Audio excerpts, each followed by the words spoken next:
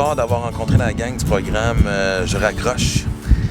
Des jeunes ados et jeunes adultes qui retournent aux études, qui décident de reprendre leur vie en main, se donner une deuxième chance. J'admire ça. Ça me rappelle tellement de rien prendre pour acquis. C'est impossible de sortir de là sans avoir le cœur rempli de joie. Salut! Ça va? Mon Dieu, vous êtes bien encadré. Gaston, avez-vous eu la difficulté à l'école? J'aimais pas ça. J'ai toujours détesté ça. J'en faisais même de l'angoisse. J'étais un élève de C, C+. Moi, mes bulletins, c'était toujours marqué la même affaire. Beaucoup de potentiel, mais ne s'appelait que pas. Puis moi, j'avais plein de passions différentes. L'humour était même pas une passion à l'époque. L'humour était une curiosité. C'était quelque chose qui piquait ma curiosité, mais je peux pas dire que c'était... Je sais pas, il y avait quelque chose qui m'appelait, mais j'avais pensé à être chef cuisinier, à être avocat, je voulais être courtier en valeur immobilière. Il y a plein de choses que je voulais faire.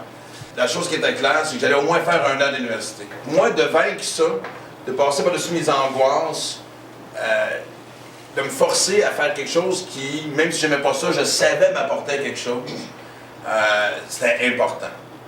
Et je suis fier de ça d'avoir vaincu ce mal nécessaire-là. Tu sais, je me suis toujours dit, et j'y crois à ça fortement, tout le monde mérite d'être heureux. Et la grande transformation s'est faite dans la journée où j'ai arrêté de me victimiser.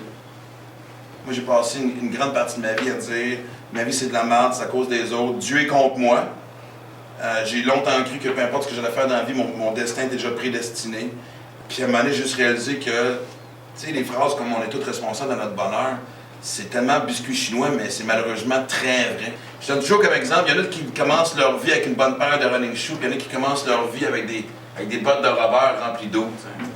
Mais si t'arrêtes pas de courir, tes mêmes bottes de rubber vont finir par se vider de l'eau qu'ils ont à l'intérieur. Puis tu sais, tes bottes de caoutchouc vont se transformer en une bonne paire de running. Faut juste pas que t'arrêtes de courir.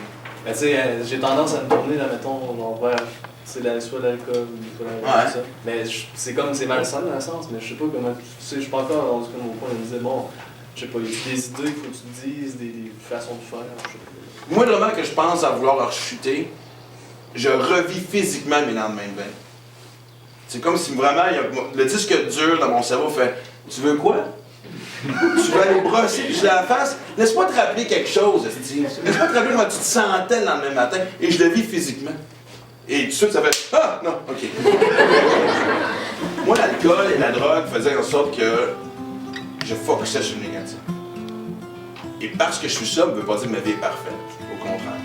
Sauf que quand je fais face à une situation qui peut être une source de frustration, je la twist rapidement en quelque chose de positif. Moi, j'ai passé 20 ans de ma vie à me traiter de loser, à être convaincu que j'en étais un. Tu sais, la seule affaire, il restait une petite étincelle qui ne voulait jamais s'éteindre. C'est la seule affaire qui m'a gardé dans la vie. Puis on l'a tout, ça. On l'a tout. Tu sais, ils savent même pas qu'ils ont une grande force de dire « Hey, OK, j'ai peut-être décroché ou peut-être trompé ou j'étais parti sur le mauvais chemin, fait que je suis sur la bonne voie. » Puis tu sais qu'ils réalisent pas à quel point que juste d'être là, ça démontre à quel point qu'ils veulent. C'est l'élément clé pour réussir, ça, à la base, je veux dire. C'est le fun.